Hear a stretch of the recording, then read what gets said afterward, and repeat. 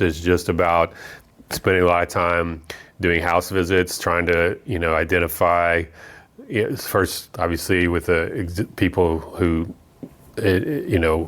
identified as shop stewards or committee, and trying to understand. Most times they were pretty, they weren't always like really wanting to be leaders or had been kind of burned by whatever the experience was. So it's also about finding new people to have in the mix too with the committee. So it's just a lot of one-on-one organizing, and then just doing trainings around just basic contract enforcement and know your rights kind of stuff. And then I think the other thing that was key was we started having like summer programs, like where like young people could be. There's a national program called Organizing Beyond Barriers that had started up, where we could have like basically 6 or 8 week internships. So young people, including some folks from UNO, were part of that in like 2011, 2012.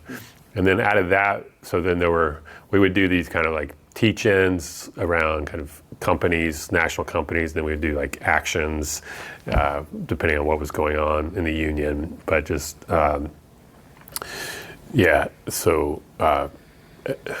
delegating different companies or places that had outposts here, or companies that or being in places where companies were purchasing,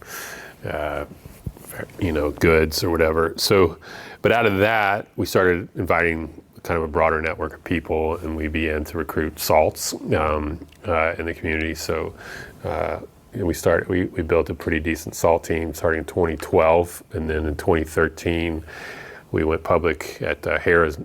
We started a campaign at Harrah's New Orleans, and so some combination of SALTs that we'd put in there, and then the building trades already represented the maintenance workers, and so through the operating engineers, we made contact with some of the maintenance workers who knew some folks who worked in like public area cleaning, EVS we call it, and so started there and built our network underground for a good 6 months or so, and then we started signing cards. And honestly, by the time we actually went what we call going public, we'd already signed a majority, basically underground, without any. There was no access. There was no agreement or anything.